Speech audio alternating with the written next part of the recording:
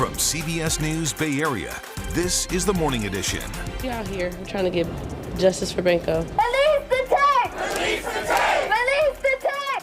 There's an intense debate in San Francisco over the killing of Banco Brown by a Walgreens security guard. The new push today to release that video. Plus, Justin, we are entering day 4 of the teachers' strike in Oakland as students are unsure of when their school year will end.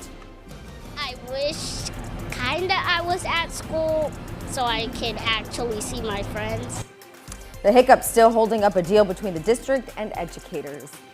Ooh, and good morning to any Warriors fans. It will get better. The Warriors have their backs up against the wall for the tough loss for the Dubs in LA as their season hangs in the balance this morning. Jess? And as we get closer to that Mother's Day weekend, we're going to be drying up more and more and warming up too. I mean, we're talking about 90s in the forecast. We'll break that down for you coming up in your first alert forecast. Well, Jess, things are heating up on the freeways as well. We've got a backup already building at the Bay Bridge Toll Plaza. Those metering lights are on and a bit of a struggle for that ride along Highway 4. Your top traffic trouble spots coming up. We are looking south across San Francisco from our Mark Hopkins camera. Seeing the city skyline right there. And good morning to you. Thanks so much for joining us. It is just after 6 a.m. on your Tuesday morning. We're going to be seeing a gradual warm up this coming week, so some changes for us after that kind of chilly weather that we've been experiencing with that rain. So what can we, though, expect today, this morning, as we head out the door? You know, 60s and 70s today for our inland areas, a little bit cooler along the coast, but boy, is it going to feel different heading into that weekend forecast. Let's take a live look outside right now.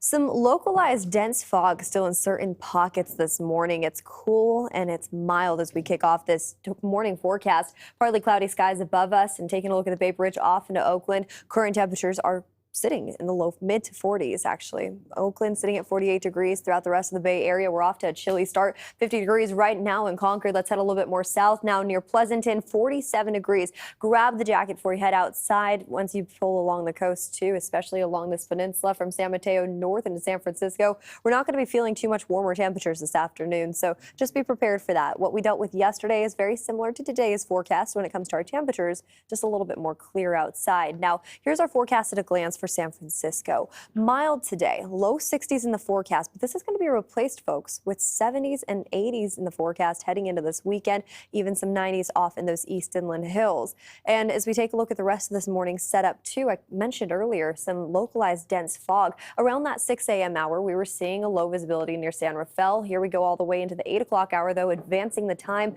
It starts to improve up in the North Bay. That's not our concern anymore. But, I mean, taking a look at Vallejo, visibility is still relatively poor until around 10 o'clock. So plenty of changes in the forecast for us. The big change, though, heading into this weekend, Concord's going to be seeing some 90s right around the corner. I'll show you why this is happening coming up in the first alert forecast, and I'll show you other local areas, too, because it's going to be a warm one just in time for Mother's Day, Gianna. Yeah, it's going to be a nice weekend, Jess, for everyone to spend with their mom. All right, take a look at the roadways right now. If you're getting ready to make that ride over towards the Bay Bridge, well, guess what? Metering lights are on, and it is already backed up.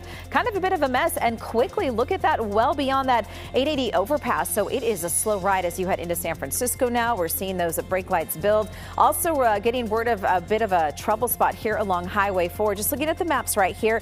This is that area as you travel out of Pittsburgh into Bay Point towards that 242 connector. Traffic is slow, down to 25 miles per hour in some spots. So certainly getting crowded through there. Travel time still sitting at 41 minutes from Antioch over 280, but getting busy off the East Shore Freeway as well. Justin.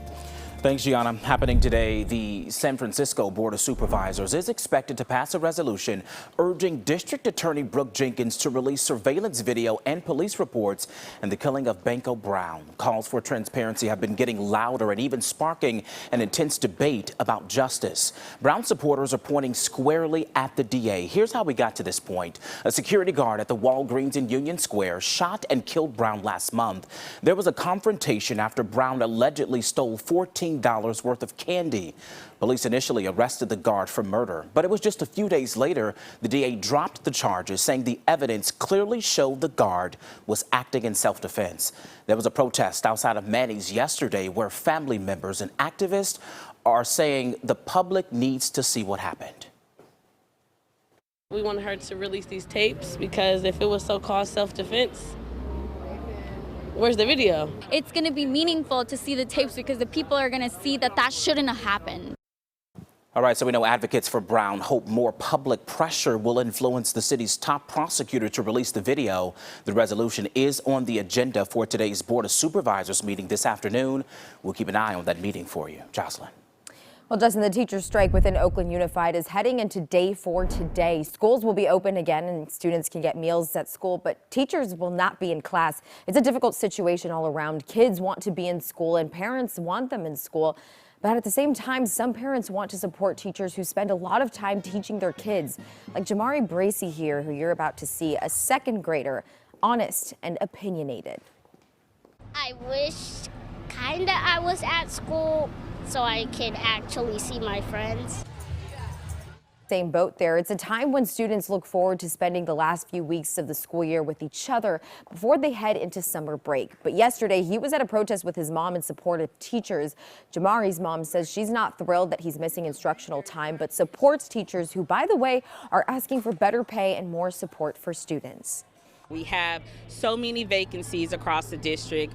You have parents like me who are trying to come in and fill up roles and support our teachers just so that they can have a lunch break at this point. Well, the district says it is still working on an agreement with the teachers union. The school board is split 50-50, half siding with district officials who want to focus on pay and economic issues, the other half with the teachers who want to include social issues outside traditional contract talks, like reparations for Black students and helping unhoused students find shelter. Of course, we have yet to see how this is all going to end. There are only about 3 weeks left in the school year. Gianna, I can imagine this is very hard for students, parents, and teachers who, a lot of them just want the last few weeks for the opportunity to spend with kids and just before they head to summer break. I know, it's kind of that last little time where you get all the fun stuff in too for the kids before they head off for vacation. All right. Hopefully they can get that worked out. Hopefully the Warriors can get this worked out as well. We don't like to hear it. No, the truth hurts. But the Warriors, they fell to the Lakers last night in Game 4. But it was a tense and close game for sure. We were all feeling it if you were watching. Steph had a wild game. Not a huge surprise, but not even his triple-double performance was enough to even up the series. It was essentially the fourth quarter that really cemented that loss against the Lakers. Lakers outscoring the Warriors 27-17 with Lakers newcomer Lonnie Walker IV, welcome, stealing the spotlight and putting up 15 points in that final frame. You know, he fell out of the rotation through no fault of his own. We make the trade, you know, he had an injury, and it's just a lot of different circumstances, and that wasn't his fault. Kudos to him, shout out to him. You know, he was huge for us tonight. You know, the game ball definitely goes to him. We don't win without him. Yeah, he made a big difference last night in that Lakers win. Now with another body to guard, the Warriors will need to win 3 in a row in order to advance to the Western Conference Finals. So the Lakers look to close out the series and put the defending champs on the shelf. That game is happening back here in the Bay tomorrow night at Chase Center. Tip-off is at 7 o'clock. So